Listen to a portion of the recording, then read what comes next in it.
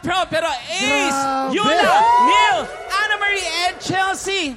Ang bongga, wala akong masabi. Curious lang kami, ano ba yung mga ginagawa ng paghahanda para sa Grand Finals? Siyempre, Ace. O Ace. Ayan, since napagdaanan po tong journey na to ng mga kaibigan ko, nagtanong po ako sa kanila kung ano po yung mga dapat kong gawin. Especially po sa mga song kasi itong mga nakaraang araw po, parang gulong-gulo yung utak ko and maraming tumatakbo sa isipan ko. And dumating po sa point na parang gusto ko na lang mag-back out. Kasi, Sayang naman. ayun, parang, pero nalabanan ko naman yung Tama yun. Kailangan pag-iisip. labanan mo. And inilaban ko po para sa mga taong naniniwala sa akin. And isa po sa mga paghahandang ginagawa ko po ay sumisingit pa rin po ako ng mga amateur singing contest. Pero kung dati po, like araw-araw sumasali po ako ng singing contest. Ngayon po, every 3 days pahinga po ako. And then salang po ulit. Para po at least na nahahasa pa rin po yung Tama boses naman ko. yun. Yun yung strategy. Yula. Yes, ako naman po, bukod sa nag-voice lesson po ako sa aking coach, si Coach Willie po.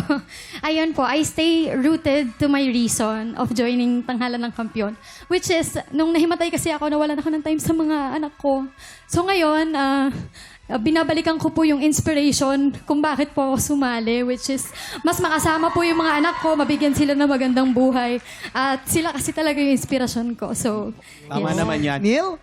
Ako po, mas inaral ko po mag-prioritize ng mga mas importanteng bagay katulad itong paghahanda ko sa Grand Finals and humingi po ako sa mga kaibigan ko musicians, lalo-lalo sa Philippine Navy, sa mga kabanda ko, ng mga techniques or mga payo para po isakatuparan ko po yung gusto ko mangyari sa kanta ko sa Grand Finals. Yes, Miss Anna Marie. Yan. Ako naman po, I'm so very happy na napabilang po ako sa mga Grand Finals. At my age po, kasi di ba, I'm already 54 years old! Kaya ulit po. Yeah, opo, 54 na po. Patanungin sana kita kung nagpaalam ka sa parents mo. So, yun po. Ang aking pong inspirasyon ay ang aking mga anak. Lalo na po yung anak kong nandun sa heaven na who passed away 4 years ago, and my mom. At talaga pong pinagbubutihan ko ang aking paghahanda. Namili po talaga ako ng song just for this Grand Final. Yes. At syempre, the last but not the least, Chelsea! Ay, ang taas ah. Bakit ang taas? Pambato ko yun eh. Diba? Chelsea! Chelsea! Well, honestly po, hindi ko po in-expect na mapabilang po ngayon as a grand finalist. Kasi I was just trying to audition and natanggap po. Sobrang proud and sobrang blessed po kay Lord. And isa na po kasi malayo po yung parents ko nasa Mindanao. So, ang ginagawa ko po dito, nagigig po ako. But unfortunately ngayon po, mas naging seryoso po ako ngayon sa tanghalan ng kampiyon po. May tanong ako, nagkausap na uli kayo ng mami mo? Nag-video call ba kayong dalawa? Yes po. Pero alam ko, positive na positive si mama nga. Kaya mo yan, nak. Ganun po. Yes. Tsaka si papa. Thank you guys. Thank you Ace, Yula, Neil, Anna Marie, and Chelsea. Lahat kami talaga nakaabang na sa gagawin yung pasabog this Grand Finals. Mga tiktropa, next week na po yan, June 12, ang pinaka-ingranding banggaan ng ating 5 Grand Finalists. Sino kaya kina Ace, Yula, Neil, Anna Marie, and Chelsea ang tatanghaling Season 4 Grand Champion? Sama-sama nating alamin yan at tutukan yan next Friday. Happy Friday, mga tiktropa!